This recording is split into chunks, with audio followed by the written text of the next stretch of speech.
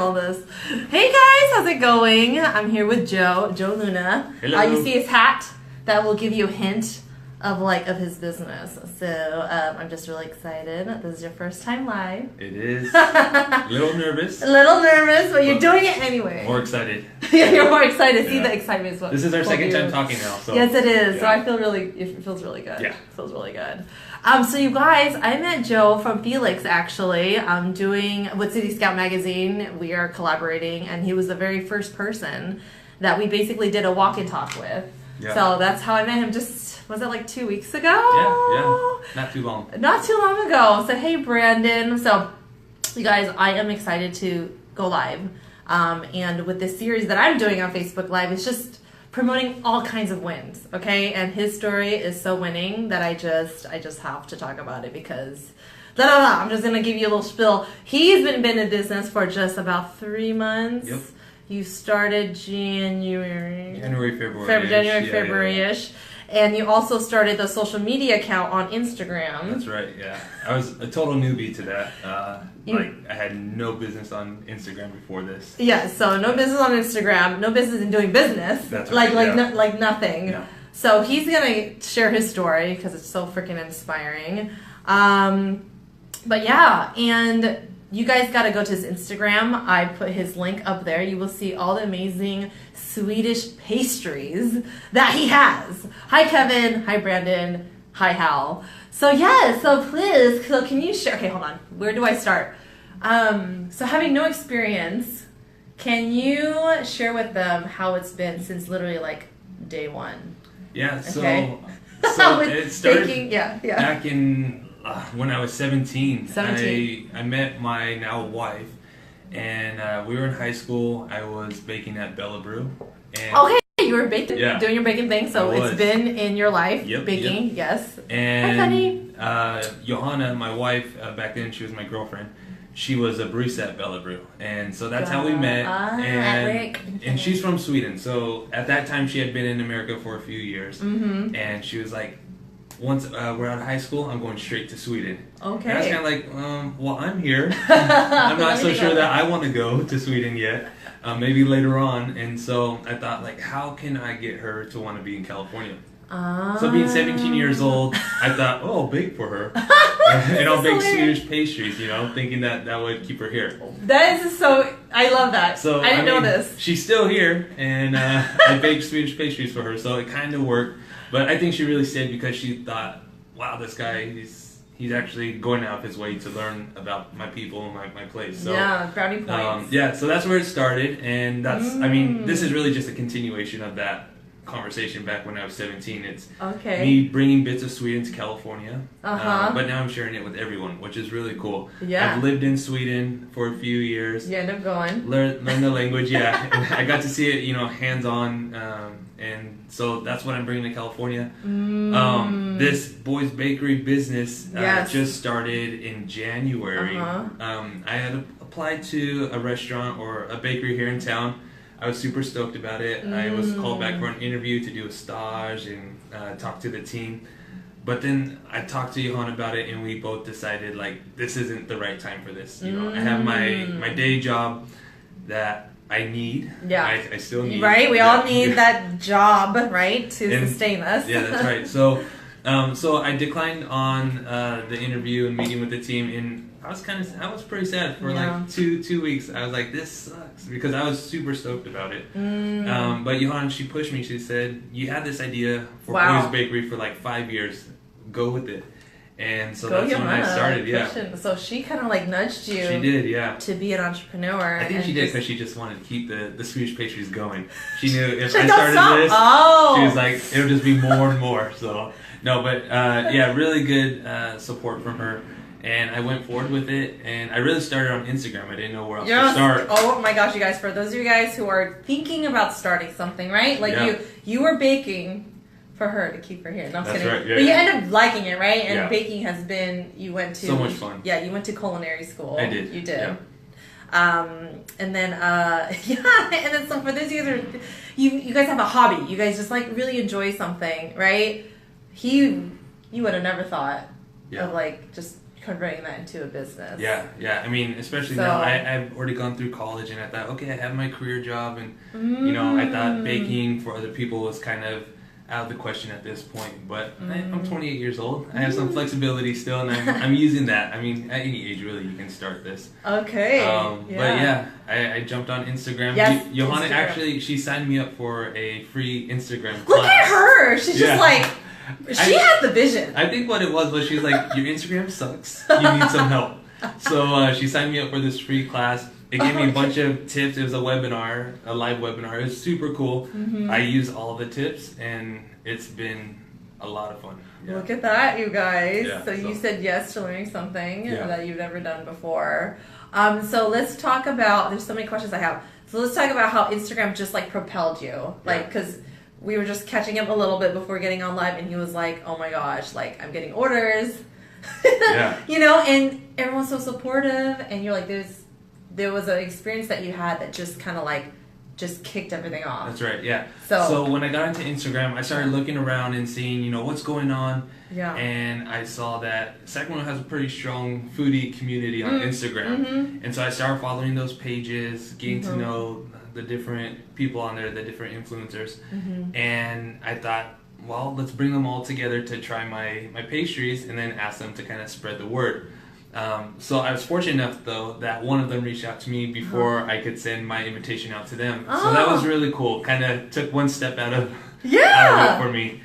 So they came over to my house. I baked a bunch of bread for them, a bunch of sweets, and they posted that following week, throughout the week, just sporadically. They all started sharing information. So supportive. And you didn't even ask for this. No, not at all. It was super cool.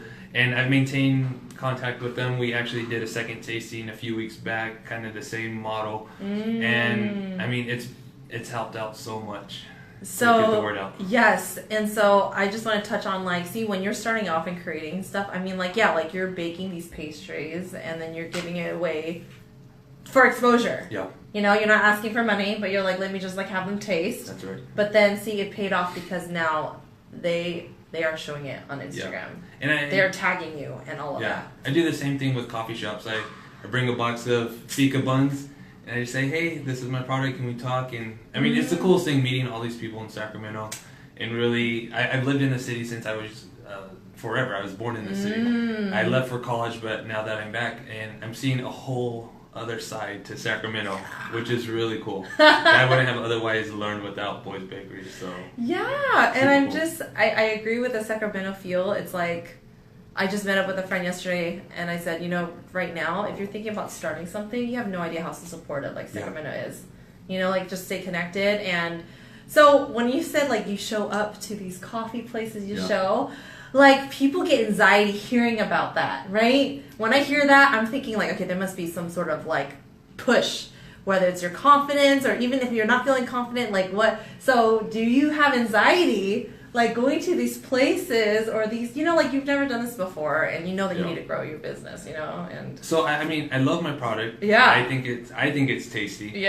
And so actually going to the coffee shop, I'm good. It's a point when they want to taste it in front of me. They actually want to try the pastry in front of me. I'm like, can you just wait to do that after I leave? And then you can write back to me to let me know how it tastes. So fear of rejection. Exactly. Right? See, it goes into play. Yeah. And when it's face to face, it's like, So, you're like, oh shit, I hope they like it. Yeah, actually I had a meeting 2 days ago. And I brought the pastries, and I was talking to the gentleman who owns the space. Yeah. And then 2 other people came, and I followed them on Instagram, but I've never met them before. Oh, you're like, I recognize them. Yeah, and so then they're all there, and he's like, why don't we try the pastries now? And I'm like, why don't we wait? You know? So, it's okay, I gotta go. Yeah, so they ended up having it in front of me. And it was a fun experience. We all ate the buns together, and they enjoyed them, so that was great. But I mean, I think I'll always be nervous when people try my pastries for the first time, just because I mean, it's an extension of who I am. It's like a part of me.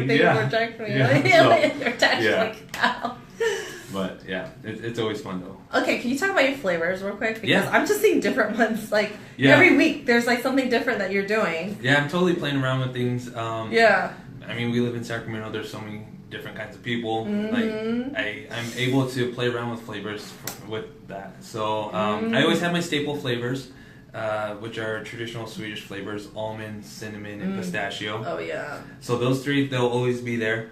I also have a donut flavor. It has a white frosting with sprinkles, and it's flavored with nutmeg and vanilla, so kind of like an old-fashioned donut. I have an ube donut. I saw that. Yeah, that one's super pretty. So it has purple. It's a purple taro. Yeah. And then it has a coconut glaze. So that one. Sounds so good. Yeah, it's cool. You gotta click on his Instagram. I'm telling you, all the pictures. It's very vibrant. Hi, Angelique. Yeah. And then the other one that I have right now is chocolate. So chocolate, oh yeah, you gotta do chocolate. Chocolate with vanilla, so that one's tasty. Oh my gosh. I'm super excited though. This Saturday I have the pop-up. Yes. Actually tomorrow. Okay, I'm gonna put that on. At the kitchen table in East Sac. And I have a flavor that I'm doing for the first time. I've been testing out the recipe, and I think I have it now. Oh my gosh. I better have it because I'm serving it tomorrow. Right? It's black sesame with panda. It's like I saw you posted a picture, right? Are you did, testing it out? Yeah. I was like, that's different. So I love seeing the different. You're like going ham with like the creativity. It's cool. You have to. Yeah, it's cool. Yeah.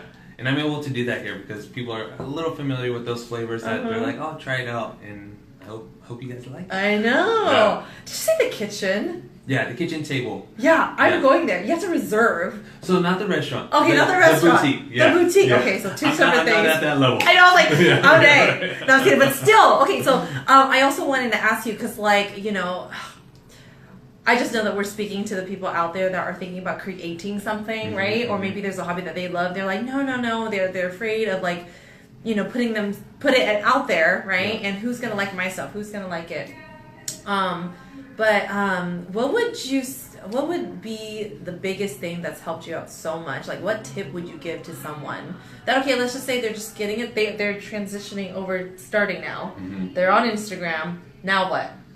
You know, because you're consistent. I don't know. I'm seeing already what you're doing, but like for the people, like, what are some major things? I think as far as the business part of it, I'm always sticking true to my brand and what I want to sell, which is the concept of Swedish FIKA and the pastries.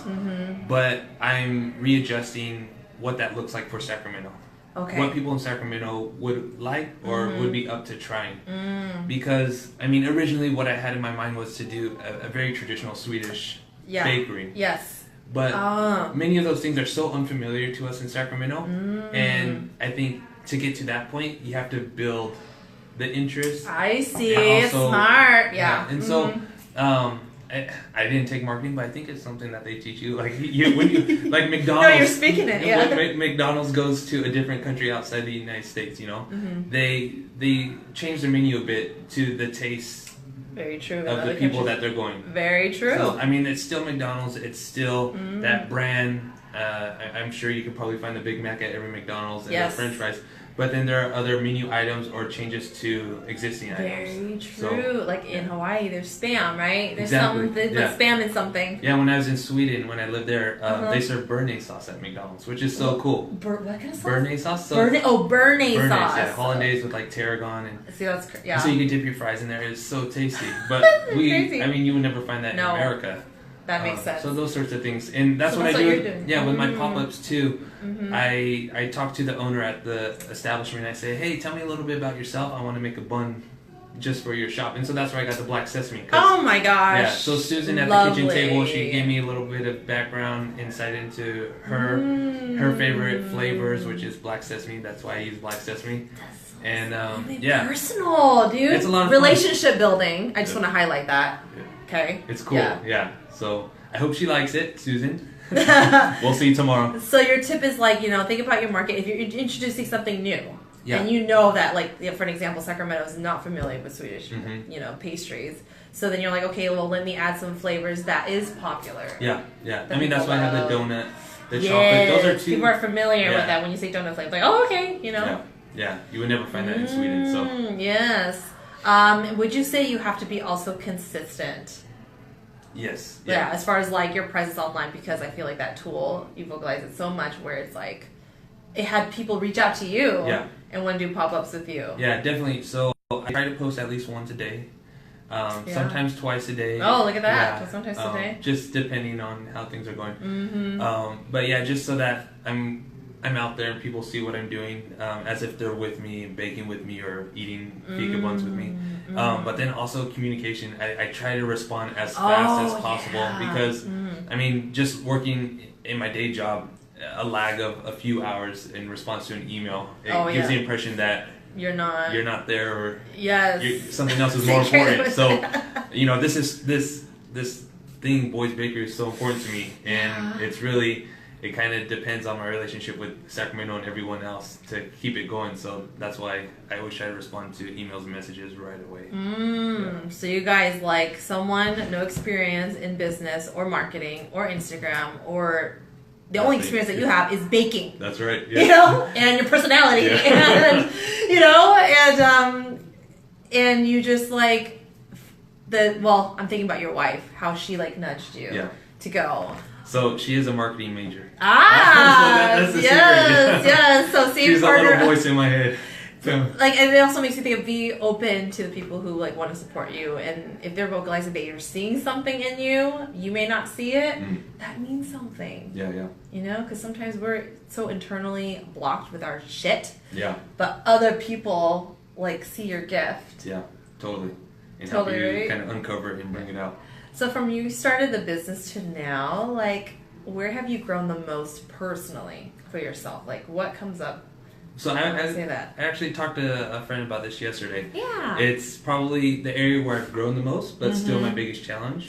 And that's networking. Oh, so and like putting myself out there. You're gonna have to do that. See, this is what I want to talk about because it's scary. It's terrifying. Fucking terrifying. Especially when there's more than just you and someone else. Like if there's a third person there and they're just killing it and they're just, you know, they're networking it up or whatever you say, you know. And you're like, I need to say something. You know. And you just that's anxiety right there. Least, I go in my mind like, what am I gonna say that makes sense to them? How am I gonna catch their attention? And a lot of times I overthink it, and I miss out on opportunities. But I've really learned in the last few weeks how to just really put myself out there and have that confidence saying, I have something to say. And they might like it, they might not like it, but I gotta take that risk. Yes. Yeah. Because you're taking the risk of facing rejection, right? Yep. Same thing with like, you bring the pastries and they're eating in front of you. Same thing where you're like, you know what? Fuck it. You know, I have to share it with them. What am I going to do? Not share it with them? Yeah, exactly. Yeah. Oh, I love that, you guys.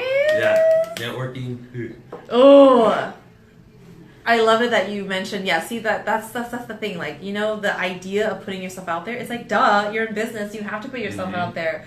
But there's always something that holds people back. Yeah. And it's the overthinking and nervousness. It's like, okay. And I used to think, let the pastries speak for themselves, you know.